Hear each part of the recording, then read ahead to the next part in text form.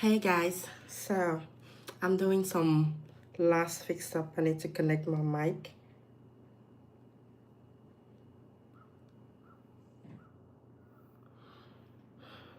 Before we can start, and let me share some. Yep, let me see.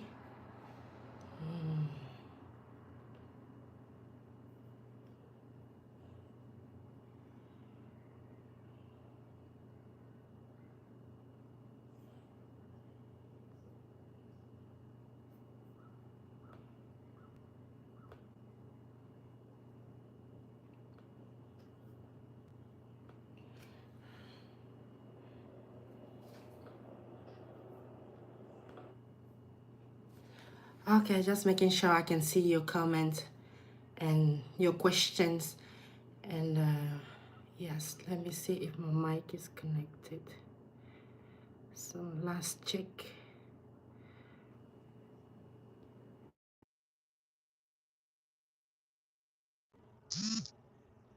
Connected. So, ew. So, hi everyone. Welcome to my first live. I'm so excited to do this today. It's really challenging for me. It's a challenge. I'm trying to take it up to I'm trying to make, and I decided to challenge myself and to do the first one. I was like, I don't have, my community is not big enough yet, and blah, blah, blah. So I shut those voices down and I decided to do my my life today because I thought it was important for me to introduce myself, to talk to you about what the channel ought to be and what you will expect, and somehow get some feedback from you or what you would like to see more on this channel, what you would like me to talk about, what you would like me to share, because I have a lot of ideas. I have a lot of uh, of tips to share on managing your finances, and especially God's way, what the Bible says about money, and why we are supposed to be good stewards of our resources. Excuse me, let me close the door.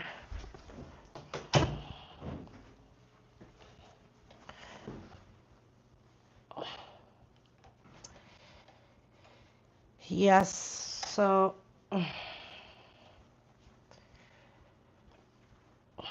I guess things don't always happen the way we expect them. So, and I need to lock the door because my kids might jump in unexpectedly. Yep. So I think I'm good now. So, where do we start? Yeah, let's start. So yes, as you come in, I encourage you to type in, if you can, where you're watching me from, and any question you might have for me, any suggestions, any ideas, any input to help me better myself on this channel.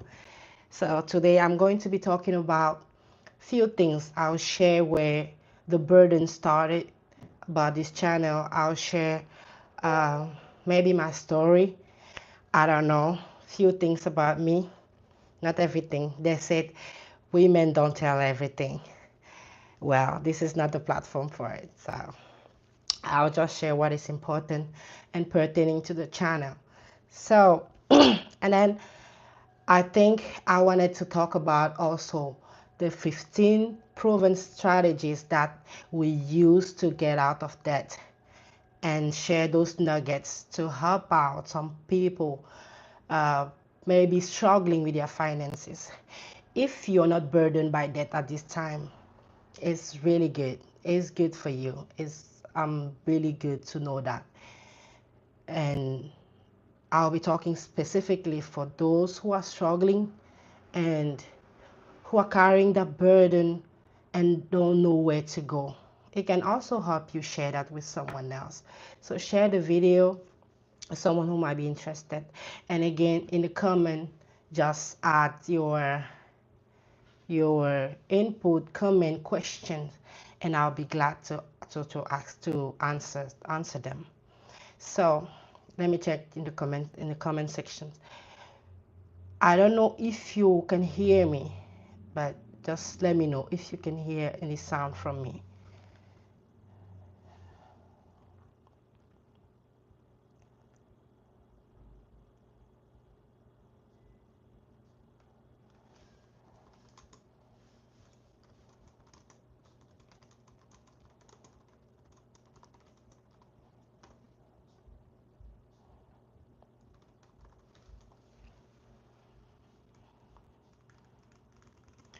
Okay, the comment section is open. I think I can see and I can read your comment, and I'll be able to answer them when they come in. So share the live one more time. Let me share it on my, yes. Okay. So yes, the first point I would like to talk about is the notion of stewardship. I'll start off with that. God, everything we have, everything we are, everything we will ever be or ever have, come from God. The Bible says that the earth is of the Lord. Everything belongs to Him. And everything has been given and provided by Him. And we are just on this earth as stewards, or as managers of the resources of God. And our first calling is to manage those resources properly, in a good way that benefits ourselves, benefit the society, benefit our families, benefit the world. So whatever you have, whatever you are, whatever you do, make sure you are a good steward. Make sure you're adding value to the society. Make sure you're adding value to your peers. Make sure you're adding value to the environment or the sphere you are. So yes, so I just wanted to settle this ground first before I share my story. Why am I here today? Why am I here today? Why is this channel? Why on earth are you here listening to me, or will be listening to this live after its end? So first off, I've never always been like the crazy spender, or the crazy, how do I say it? The unvigilant, the careless person, type of person. Naturally, no. But I wasn't a nerd either, or I wasn't a savvy either in the domain of finances and money. I wasn't an expert. I wasn't someone who always track and do the right thing with with my finances. No, I was right in the middle, in the middle. But I always had in me that women spending habit. At least it's just natural in any woman, I think. The bad spending habits sometimes, until we control it. Yes, I had that. I did that. I made mistakes. I corrected them. I got better. This is the part that is interesting. The process of getting better, of starting off one point and getting better, and going through the process to get better with your finances, with the resources you have. So this is the part I like, and it is a journey. And every journey is different. Your journey is different from mine. But we have to get to the same result, the same outcome, which is to add value, which is to be a good steward. So that's the most important. It's not about comparing yourself to someone else, or comparing myself to someone else's finances and stuff. No, it's not about that. It's about being the best version of yourself. It's about unlocking your inner, your original inner potential, which is to be a good steward with your money, a good intendant, a good manager, so that when you get in front of God one day, he'll be able to say, well done, faithful servant. You have managed my finances, the finances and the resources I've entrusted you with. Well, I'm proud of you. So sometimes we only think about those things in the area of our spiritual man, of any other area, but when it comes to finances, it doesn't sound like something we have to do or something we'll give an account for. Yes. So that's the thing. So to come back to my story, so I moved in the United States in 2016. I got married to a handsome man, to a humble man, simple man, very simple, but not so good with money. He allows me to say it, so I feel free to say it. Not so good with money, and it was a mess. We started off our marriage in a mess with a lot of debts, and then we had to embrace those debt. I had to embrace the debt, and it was hard. Of course, it was really hard. It was really hard, I promise. But when you get married, you embrace everything, the good and the bad, and it's both sides, the good and the bad on my side, and the good and the bad on his side.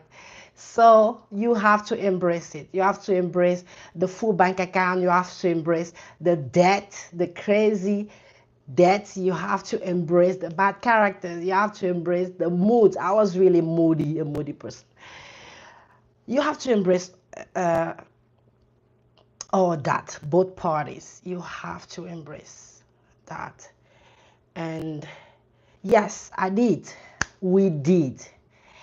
And he was not, I don't want to say that way, but from that time, I knew I had an assignment, because before moving in the United States, in the marriage counseling sessions, I was taught, where you going? You're going on an assignment. You're not just going to the United States or stuff like that. I'm originally from Cameroon in Africa. And the pastor I was talking with told me, you have an assignment to do in your husband's life, and you have to pray about it, and you have many assignments. He didn't say just one.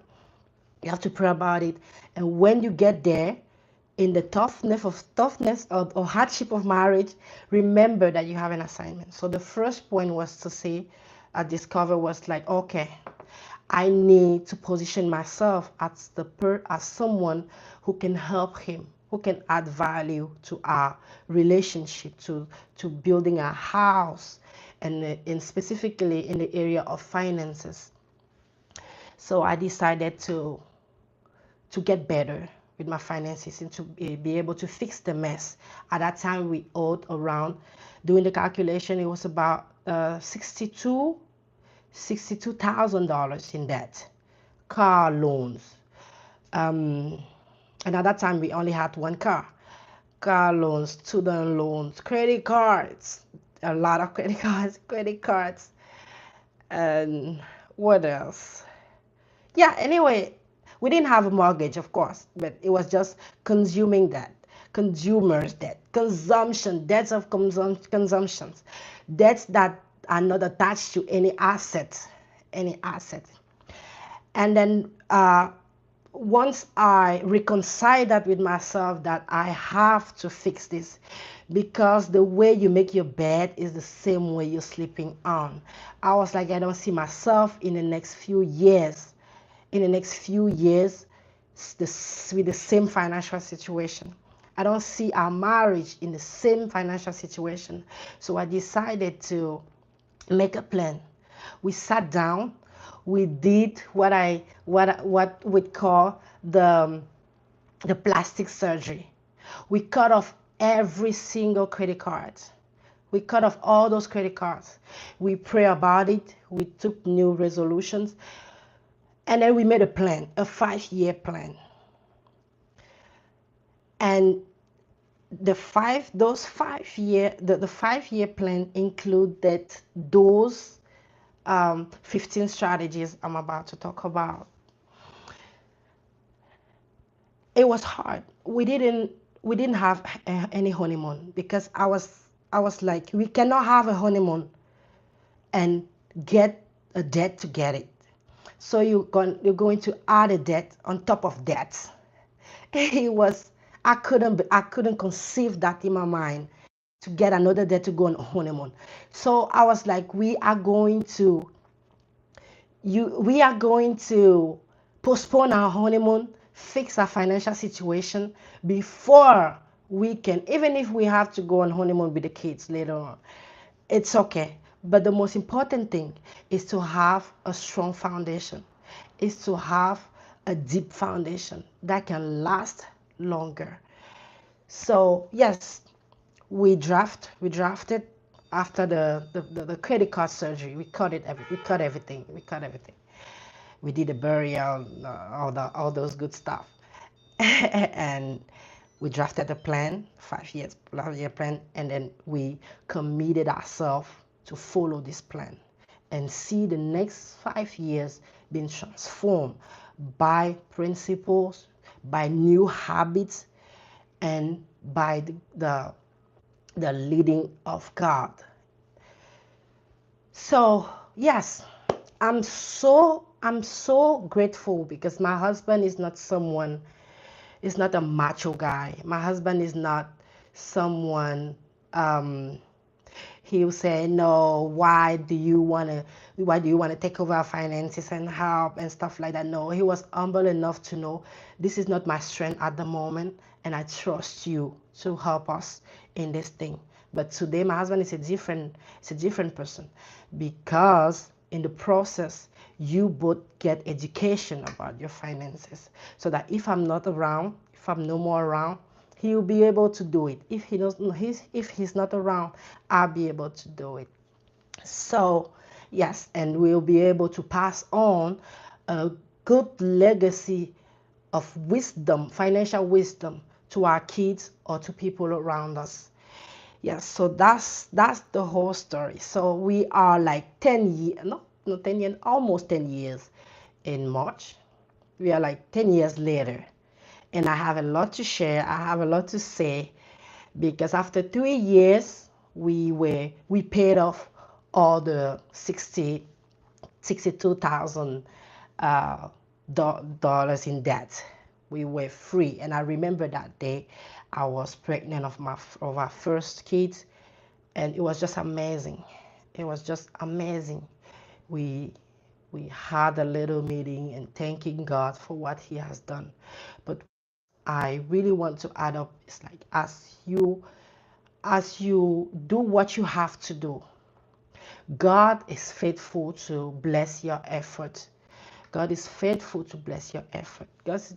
God will always find ways. As you sow, He will bless the seed, and the seed will grow.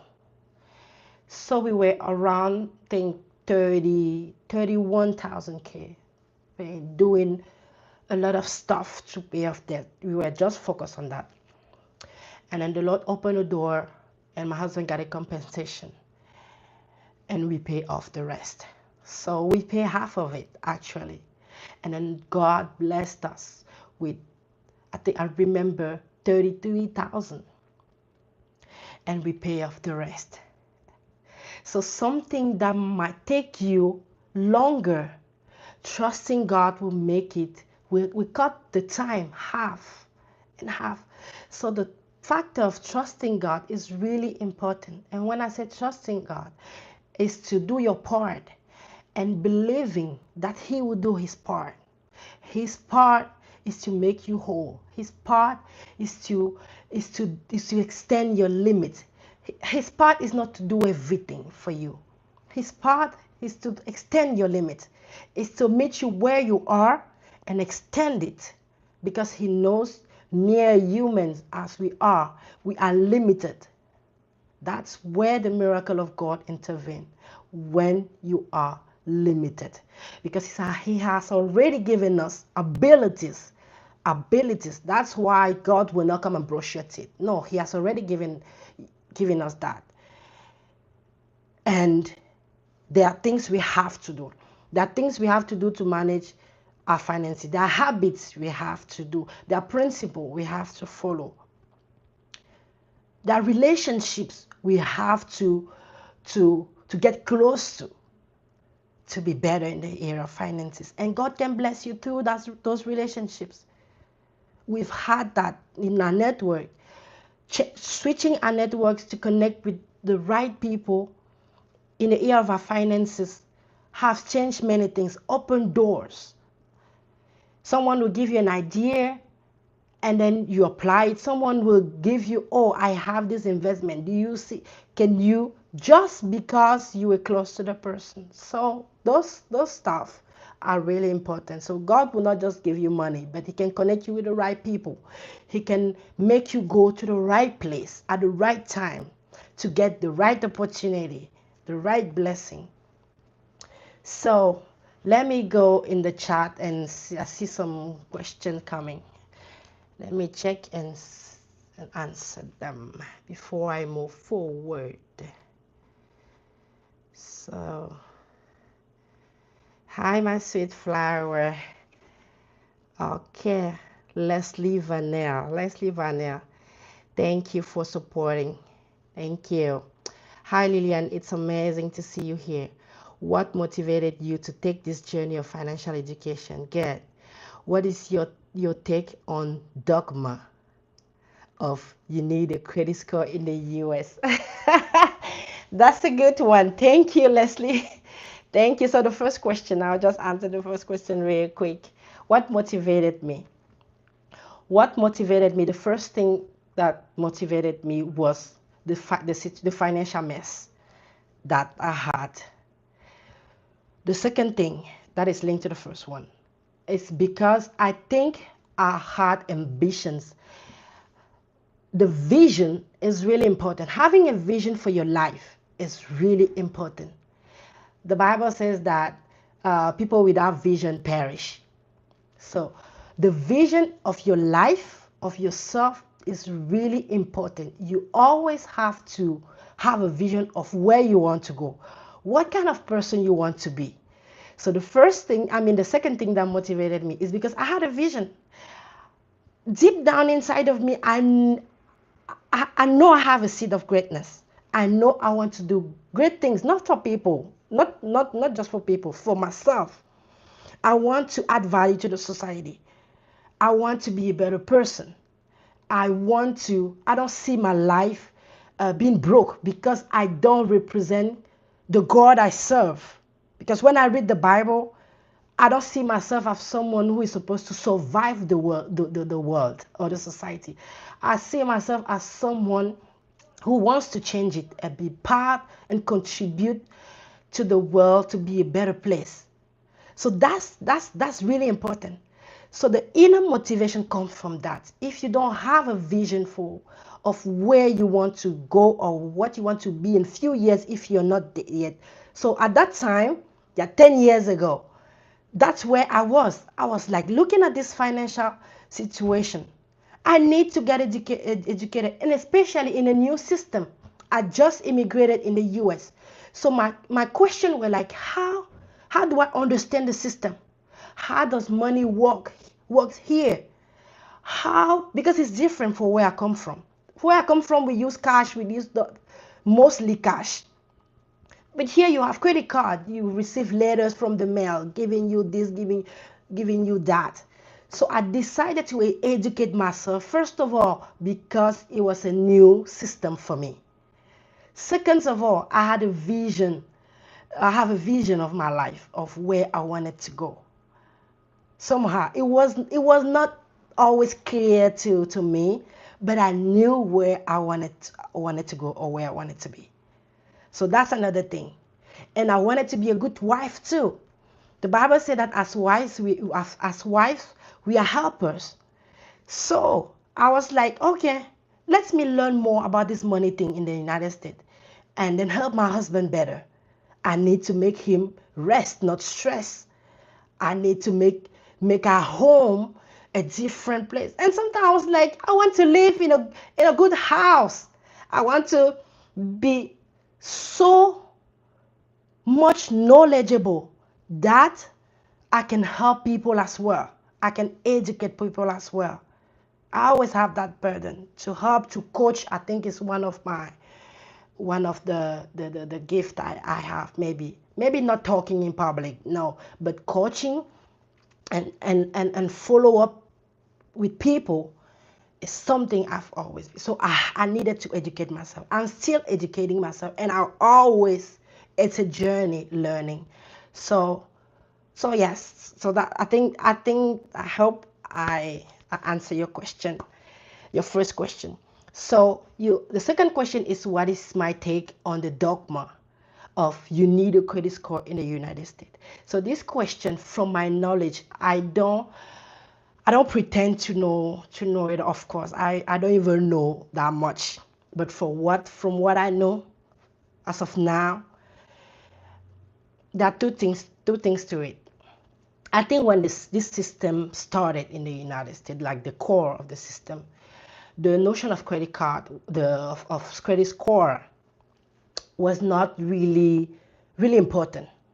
I don't think so back then in the days that they were doing things as they're doing today. I don't think so. But um, there's two part of it. Some financial expert says you don't need it. You don't need a credit score because you can actually do everything you want in this country without a credit score. That's one thing. Some people buy houses without a credit score. They do what is called manual underwriting. It's a long process, writing everything on the paper to get you qualified. As long as you qualify, as long as you can show proof that sustain, you can sustain and pay your bills. Yes, so you don't have to have a credit score. I'm talking about the house because it's one of the biggest purchases here. I mean, in life in general. Yeah, so some people don't have a credit score, or the credit score is low, but they're okay with that. But these are few people, and as the society evolve, there's a need of credit score, of having a credit score, because credit score is just a measure to see how reliable you are, how, if you're credible, if you're legit, if you can pay back what you owe, if you can pay back what you owe. So that's just what the credit score is. And that score is tracked through a system that see if you pay your bills on time, if you pay your bill in full, if you don't. And actually, when you pay your debt in full, your credit score go down. So it measures your ability to borrow more and to borrow more and to pay back. So you ought to borrow and borrow and borrow and borrow more. Yeah, and in that process you can become really disciplined if you want to. Yes, but it's not, just to tell you, it's not a must have credit score, because there are a lot of people here in the United States that don't use credit score.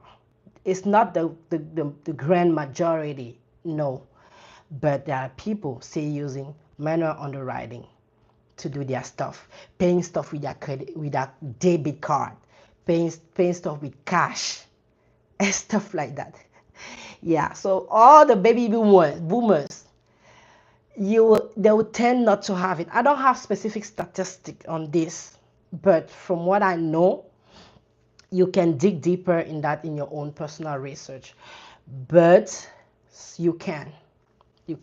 And my take is on this is, yes, you have to build your credit score, because in majority of cases you will need it. You will need it if you are not educated enough to function in this society without it. So yeah, that's my take on it. That's my take on it. I watch over my credit score. It's really important, because once you messed up with your credit score, a lot of stuff, you are limited. You don't have access to a lot of stuff once you started and messed up with it. So yes, that's it. Let's move on to the hi. Thank you, my sweet flower. Um, Financial education now. He has taken over and he still ICU. Okay.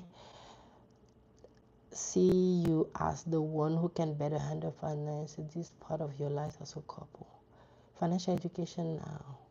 Has he taken over, or does he still see you? Okay, so the question of Mrs. Barbara Tiedu is okay. With the financial education that we have now, has my husband taken over, or does he still see you as the one who better handle this part?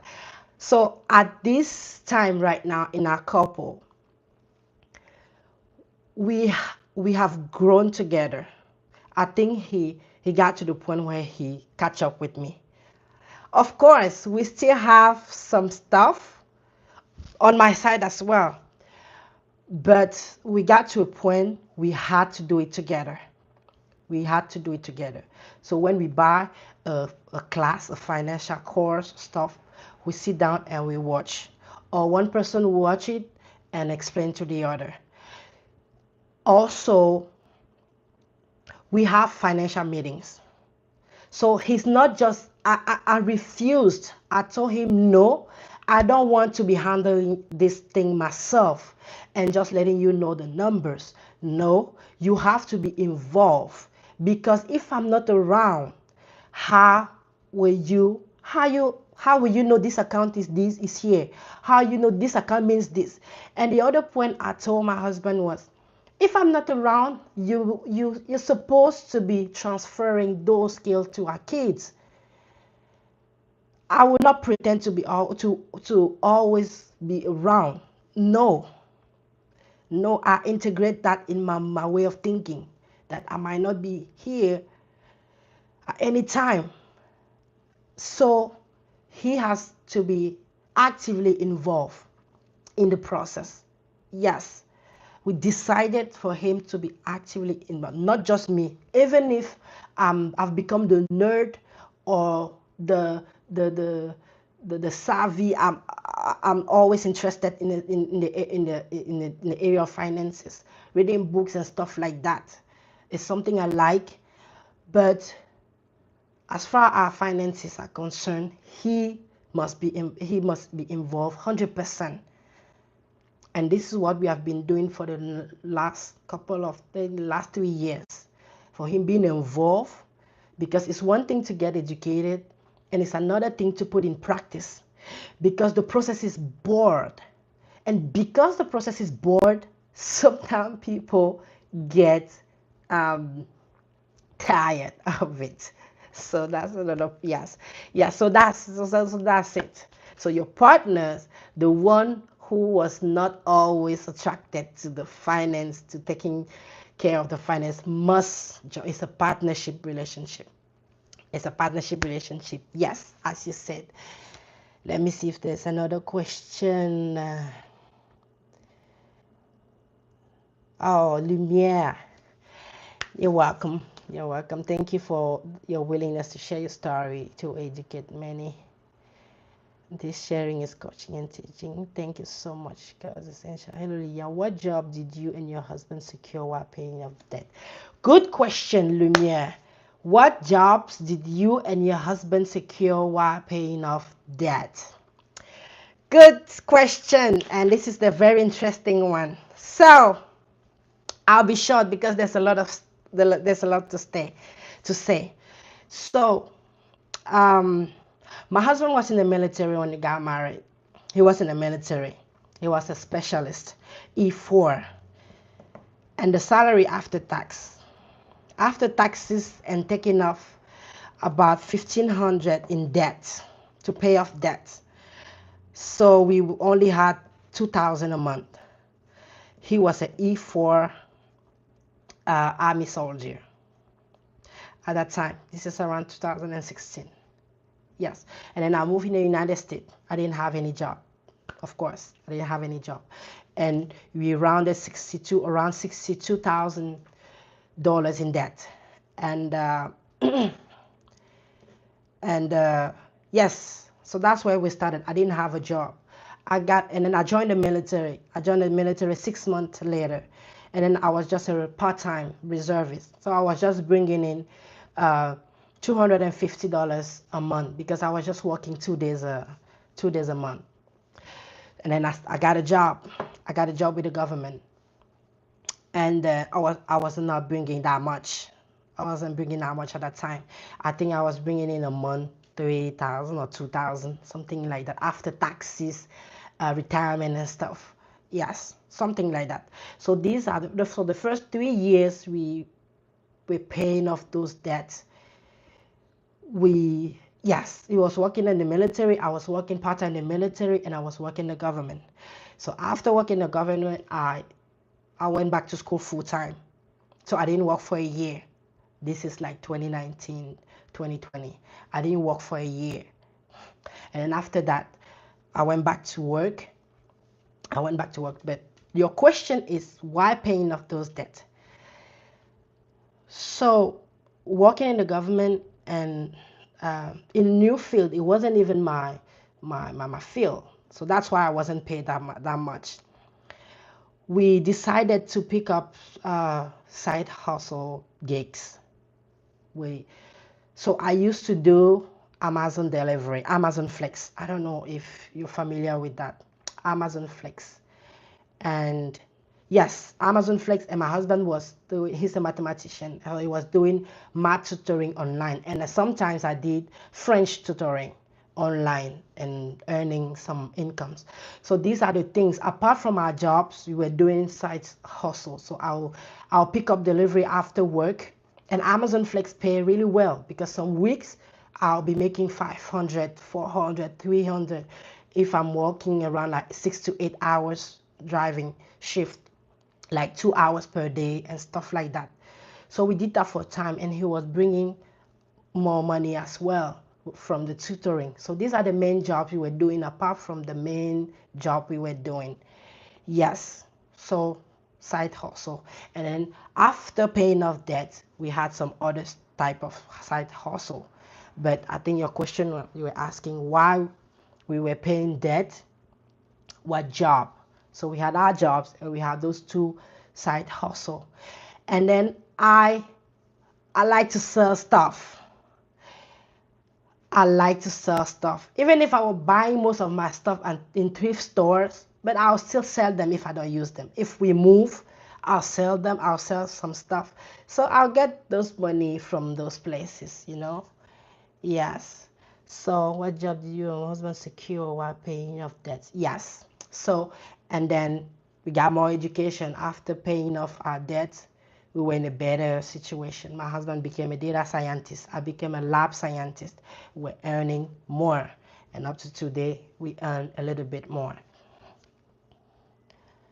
So, you have another question? Yes. Yes, partnership is the process. Awesome. What financial courses will you recommend for someone trying to become financially wise? What financial course would you recommend? Yes. So it depends. I don't know, Lumiere G, where you are. Are you in Africa? Are you in the United States? Are you yes. But in general, personal finances, there are a lot of courses out there. And the first thing we did was to do the Financial Peace University, FPU, of Dave Ramsey. Yes, the first couple of years as soon as we got married. I'm so grateful. Let me give a shout out to one of our couple friends, Michelle and Golua Muele. Michelle and Golua Muele. I don't know if they watched this, but I have time to tell them, and I think I've told them. They are the first people when we got married. They are friends. We got married. They came to our house, and they share one of the training course they bought from Dave Ramsey. So we listened to it, and that's where we started that's how we started our education, financial education, personal finance. Yes, so this is one. If you're in the United States, yes, I'll advise you. I don't know if you're out of the United States, you can still get the course, of course. So the financial register for the Financial Peace University of Ramsey Solution. I'm Dave Ramsey. This is a financial expert and financial guru known for personal finance. Yes, so this is one of the courses. And then we took another course with one of his mentor, Dr. Sunday Adelaja, and we paid for it. Of course, all those courses are paid for. If you want good, you have to pay for it. So Pastor Sunday Adelaja gave a course, and you had to attend. You had to attend every time and listen to all the material, make into practice, do your exercises. Yeah, this is one. Anyway, if you're interested, I think the courses or the classes are paused for now, but this has really helped us to budget, to plan, to invest, to spend, to change the mindset. So there's this course, and there's another one. If you live in the United States, it helps you understand better the system and how your money can work here. It will be Outreach Journey. Outreach Journey, if you go on YouTube, Outreach Journey, they sell courses, investing courses, they sell personal finance courses. Yeah, it's not expensive. It's not expensive. It can range to 50 to 50 plus, $50 and plus, depending on what you want to get better with. So yeah, those courses are out there. It depends. You have to do an evaluation of your situation and start from where you need help. Yes, so I don't know if you told me where you are from. Yes, I don't know. So I can give, but here in the United States or North America, Canada and stuff, there's a lot of stuff. There's a lot of stuff. Yes. So yes. I think my husband just posted a link. Yes, on YouTube by the series by Sunday Adelaja. Yes, we posted some of them, some of his knowledge on YouTube. Yes, to be finite, but he has been of great help. Dave Ramsey have been part of our lives. His advices to handle debts better, to flee away from it. But you grow out of certain things to better manage. But the key is discipline and consistency. You have to be disciplined and you have to be consistency. If you take a debt, is to buy an asset. It's not to eat. It's not to consume. I mean, try to exercise. There are exceptions, but your exercise, the main principle has to turn around that. If I get a debt, I'll be getting a return more than the rates I'm getting. I have to pay to the debt. Tough relating with the right people and coaching and taking the right courses is so essential. Will you say this piece of advice? No. Okay, so this is another question. Tough relating with the right people, and coaches, and taking the right courses is so essential. Will you say these pieces of advice are one size fits all? It's not. Good question. This is such a good question. I almost forgot to talk about it. It's not a one size fit all. No, your situation is different from someone else. And even when you listen to those personal finance courses, they always says this is what we do. Just get inspired. Just get inspired from it. Don't copycat because your situation is different. Situation is different. It's not a one size fit all. You have to, what you have to retain from those courses are the principle behind what it is said. It's a principle. Let's say let me take an example. Two scenarios. One person is paying aggressively his debt. He's aggressively paying his debt, but at the same time, his income and he's bringing more money. He's improving himself to bring more money. The other person, he's not making that much money, and he struggle as well, and he's trying to pay off the debt. But in one case scenario, at the same time, you need to survive. You need to eat. So asking the person to be as frugal as the other person is different. Is different. The other person might be paying off debt, but will find himself taking more debt to survive. Yes, it's true. That scenario is not good because you stay in the same circle unless something is added to the equation. You earn more money, or to pay those debt quickly, to get free from it, and to use the extra to build your life. Or so every situation is different. I will not give the same advice to two people. No, that's why I always, when I try to help people, those who are interested in what I can, if I can help them, I will tailor my advice depending on their situation. Depending on their situation. Yeah. So it's not a one size fit all. No. My situation is different. The situation is different. You might earn more money than me, even if we have the same problem. But the approach or the environment is different, and stuff like that. For some people, I'll tell them to leave the environment they are, because the environment contributes to their downfall. But for the other person, I'll just ask you to cut off your expenses, even if you're in the same situation.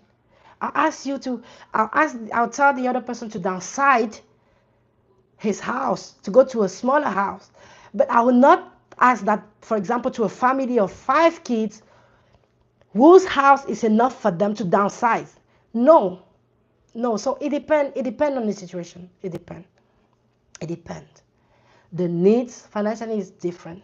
Even if you find yourself in the same struggle, in the same financial mess, in some area, either budgeting, either saving, either debt, you have to approach the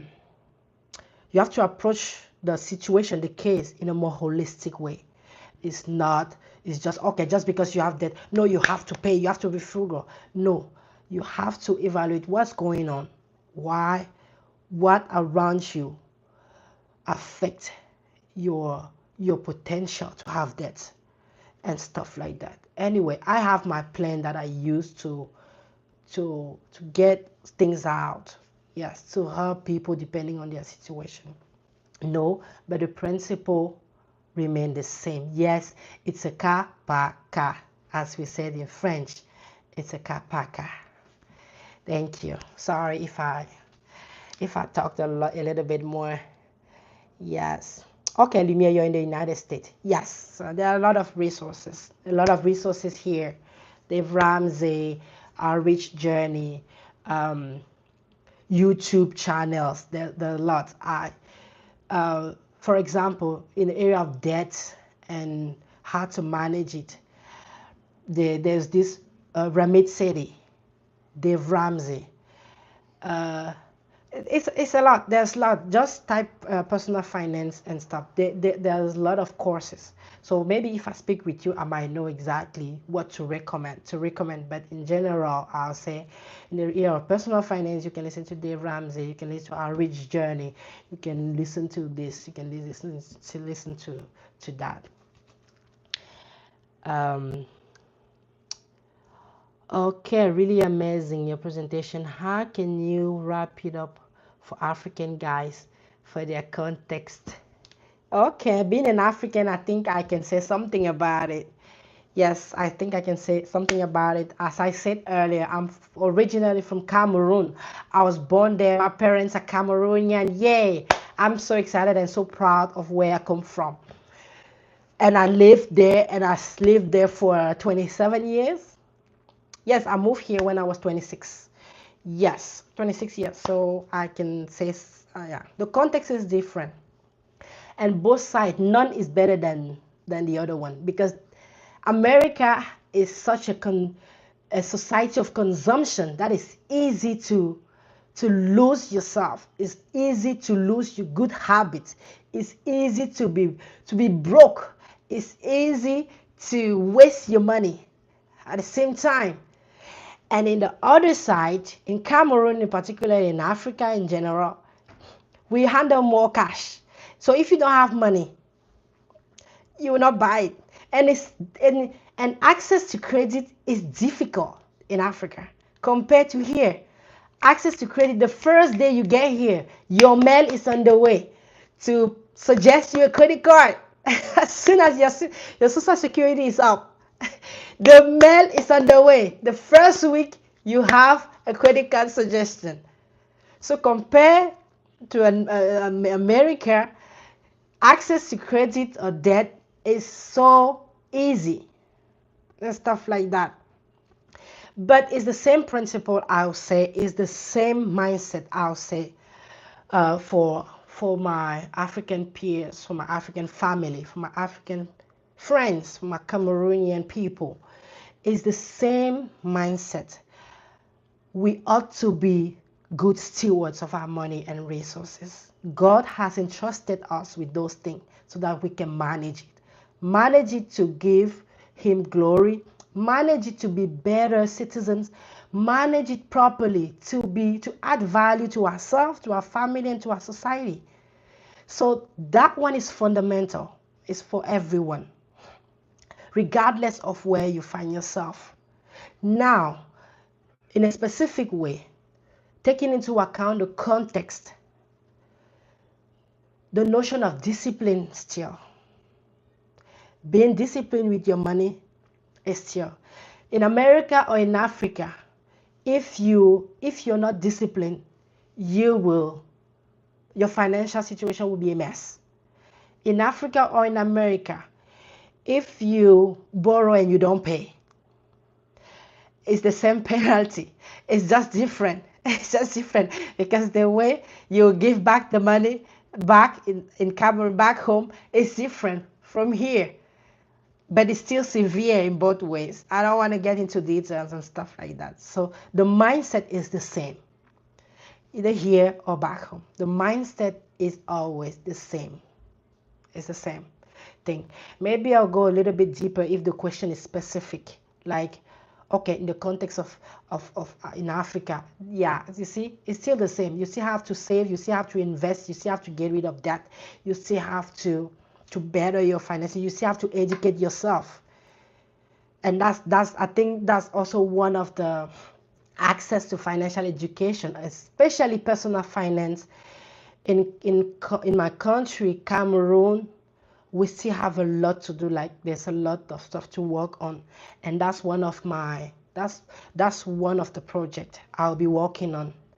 Yes, I really look forward to work on something, on a plan to contextualize it to the realities of my friends and families in Cameroon. So this is coming up. I have a lot of ongoing project, and they will unfold as we grow. So yes. Oh, okay. Leslie said you missed one of my questions. Oh, sorry. Please, Remind me, what was your question? Let me go back. What was your question? Oh, okay. Thank you, Lillian, for your transparency. What advice would you give to immigrants moving to the US? Yes, and see all the opportunities to get whatever they want, cars, phones, and avoid this trap. So what advice would you give to immigrants moving to the US? So the first advice, very good question. Thank you for asking that. I don't think in a life like this we can talk about everything, but I'm so grateful that you brought this up. Because as an immigrant, of course, as an immigrant, I have something to say about it. So what I would say, the first thing will be to get to know the system, especially if you just move here. For all those people who immigrated in the United States, is to learn and understand, try to understand the system. It's a process, it takes time. Learn to understand the system. Be aware of your environment. That's one thing. Where you land here is very important.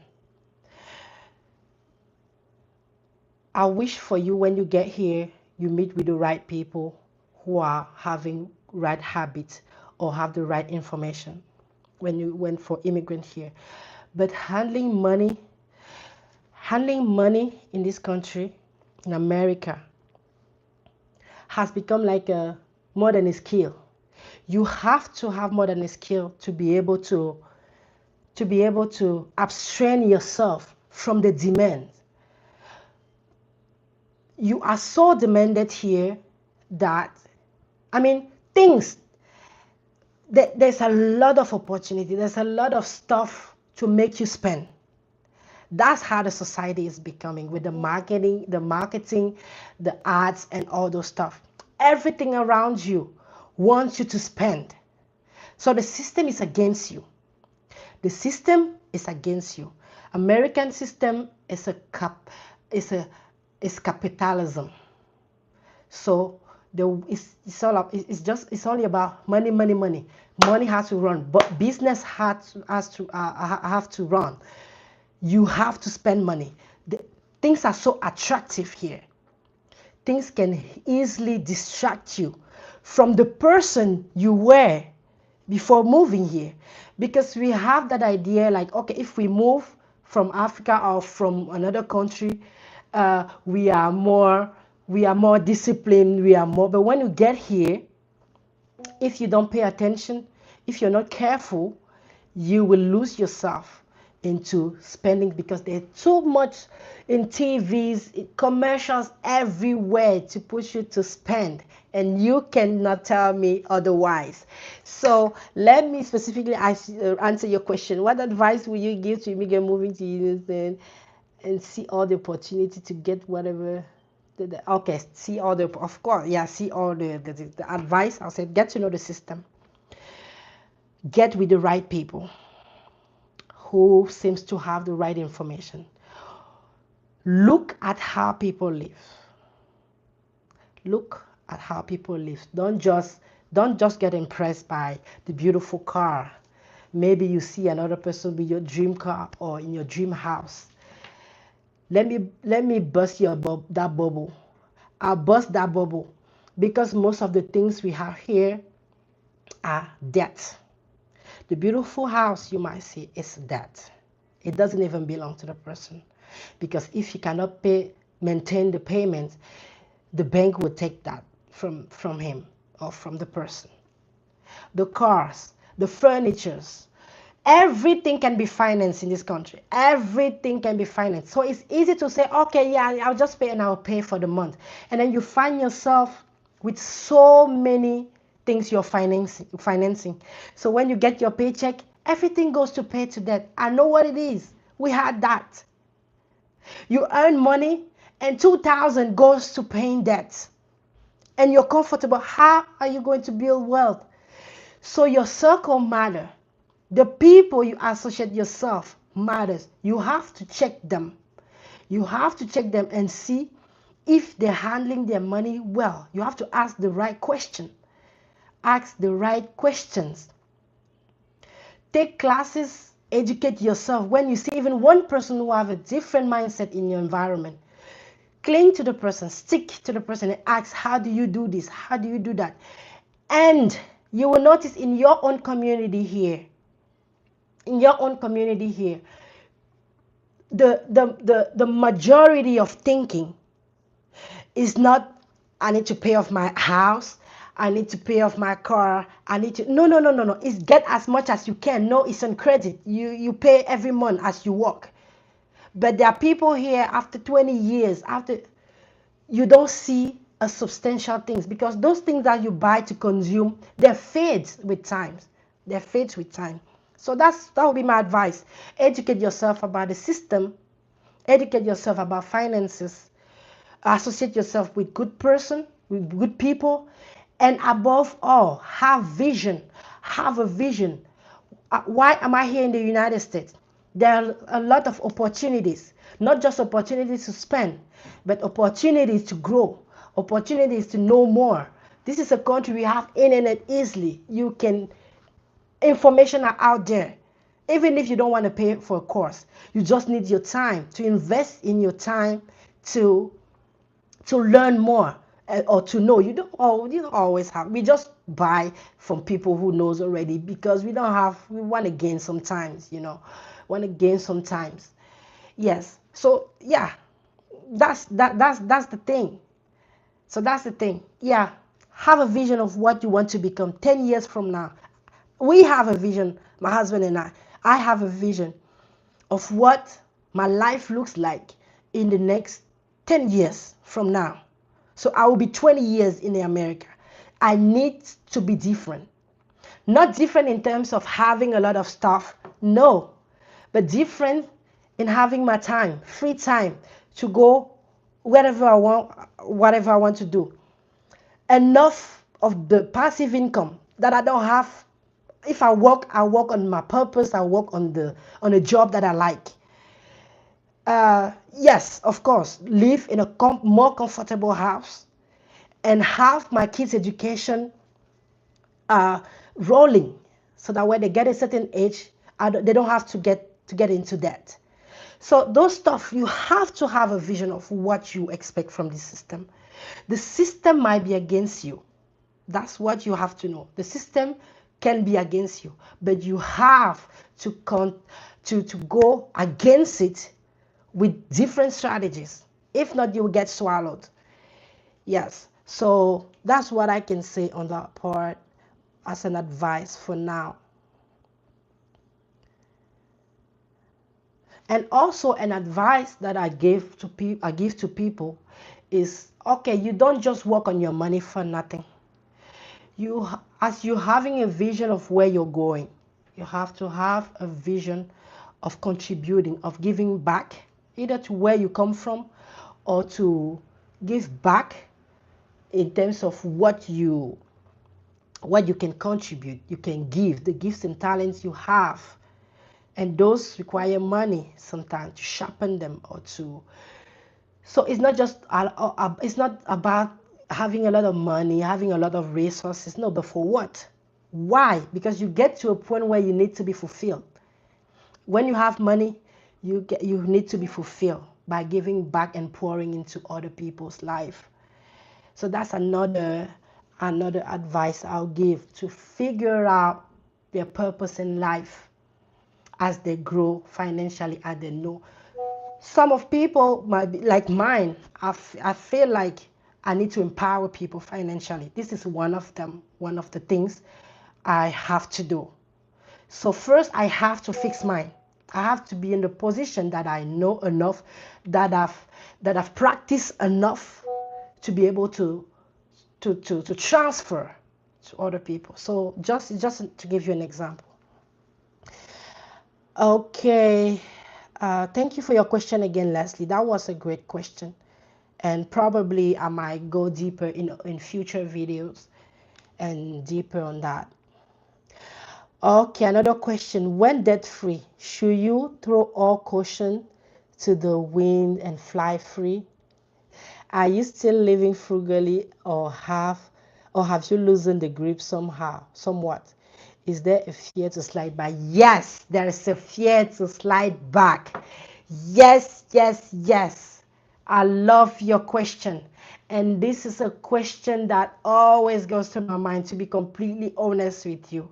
Like, if something unexpected happen and then I lose everything, if there's a great sickness in my family and I lose everything, there's always that going on. Like, if I go back, what happened if I go back? And then the other, if I go back to having a lot of debt on my shoulder that I cannot carry anymore. Are you still frugally? Yes, yes. Not no more frugally as we used to. Let me take an example. Something I really like: go to restaurant, try new foods, new things. I wasn't able to do that for many years after we were only eating Chinese and stuff like that. But today, because we have paid off all our consuming debts, I can afford to go to a different restaurant, a different kind of restaurant, without hurting my finances. So I'm still frugal, but I've increased a little bit. We have allowed ourselves certain things. It's like rewarding yourself more for the good job you're doing. Yes, I'm no more as frugal as I used to be the the first 3 years in America, or the first 5 years in America. But I'm still frugal. Even if I earn more, we earn more today, we still live below our means. We still live below our mean. I tell myself I cannot allow myself to live above the mean. If not, I'll not have any margin to invest, to help, or to do project, and even to learn more. Because the more you learn, the more you require money to learn other levels of understanding. Yes, so this is another pain of everything. So you finally have to, okay. Shoot or question to the winner. No, no, no, we don't. No, I don't fly free. No, I'm always cautious of my spending. I budget every month. I've had that habit for some years, for a few years now. So I think automatically I budget. I budget what is not. I try what is not on the budget is not used, or I make sure I budget every month, and every weekend I sit down and I look at the expenses. I still have that habit. I still do it. For some reasons, I've come to love it. Yes, so we are always cautious not to go back. That's why we always put some measures, like keep budgeting, to keep tracking our spending. There are months we say, okay, we overspend on this. What can we do? So some months we have to go back to frugality mode so that we can catch up the mistake. So it happens. The goal, we will never be perfect in those practices, in doing those good stuff. The key is when you fall, you get back. You get back and go back. Okay, this month I didn't budget properly. I overspent. I did this unexpected this, and the next month, let's do it again. Let's do it again. Let's do it again.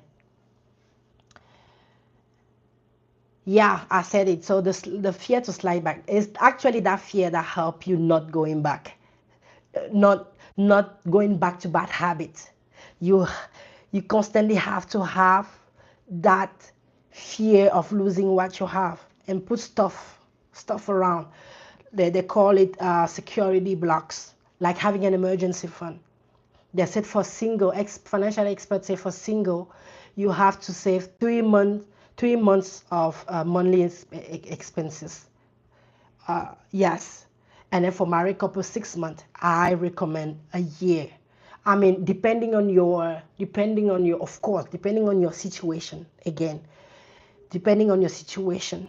But I've reached to a level where we told ourselves we need to save for a year, because, for example, our situation, one of the elements that brought us there, if we want to travel with the kids back home to visit our parents and stuff, it's a lot of money. So we have to be able, this is just one of the example. If we take from the emergency fund and go, we don't want to come back and find something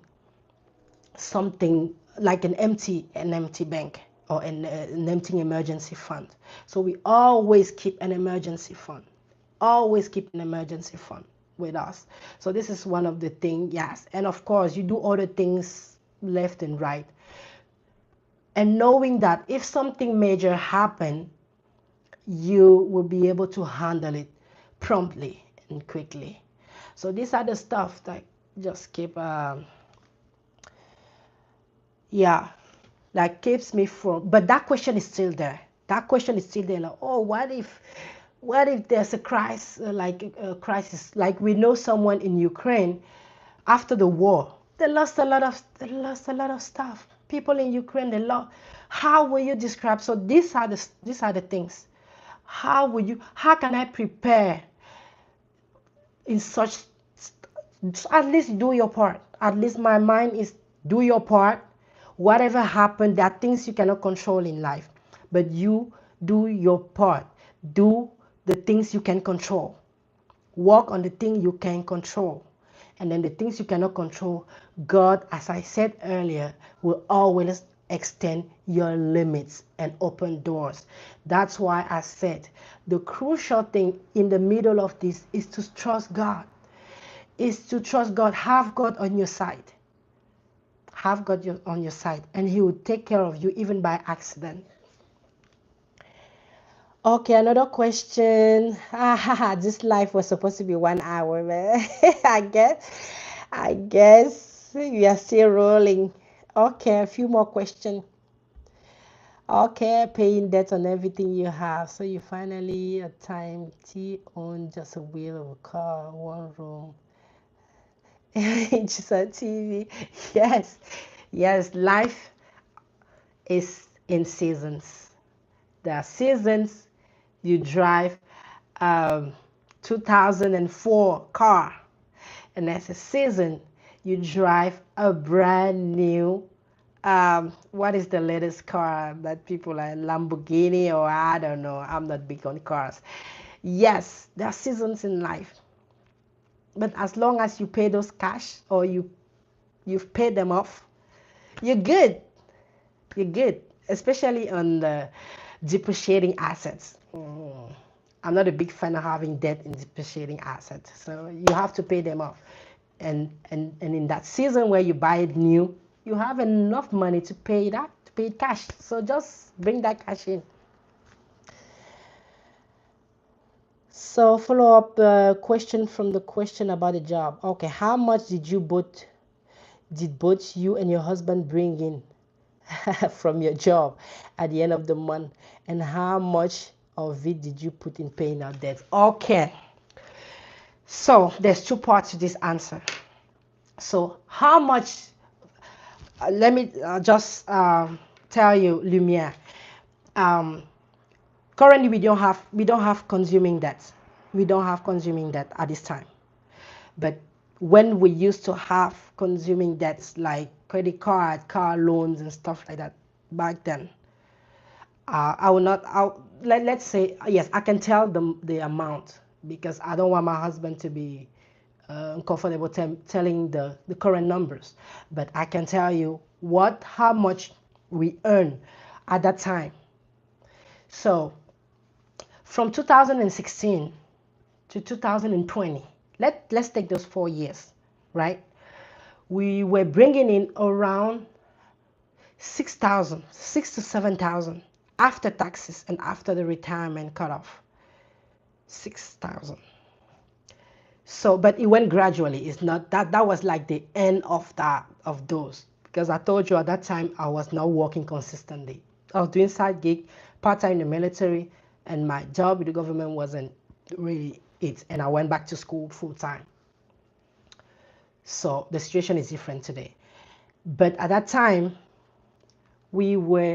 some months, even after paying the bills, because we always made sure we were renting apartments that are cheaper too, because that's another point. We weren't renting something more than 1,000. So let's say 3,000 to 4,000 into debt. Look, our situation at that time, we wanted to be frugal, aggressive. Dave Ramsey used this terminology of gazelle intensity,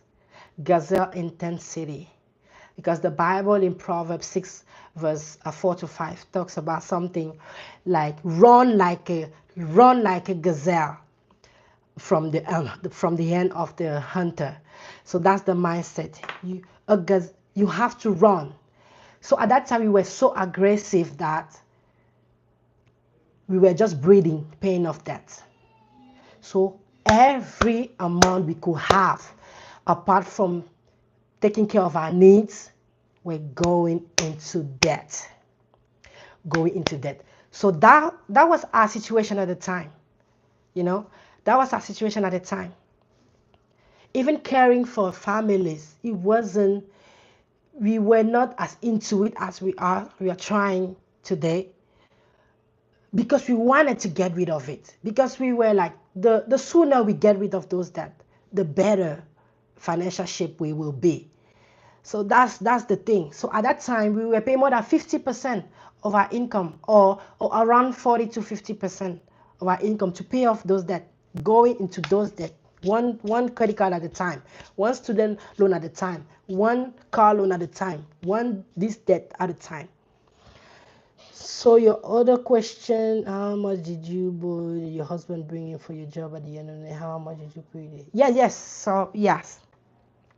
So at that time, almost 3,000, 3,500 or 4,000 were going on a take home after taxes and everything of 7,000, if I remember properly. But it went gradually. As I told you, we started from 2,000 and we gradually increased our income as we were working on it, earning more, education, getting side gigs, and yeah. So I don't know if I answered your question, but if not, just shoot me another area of you not understanding.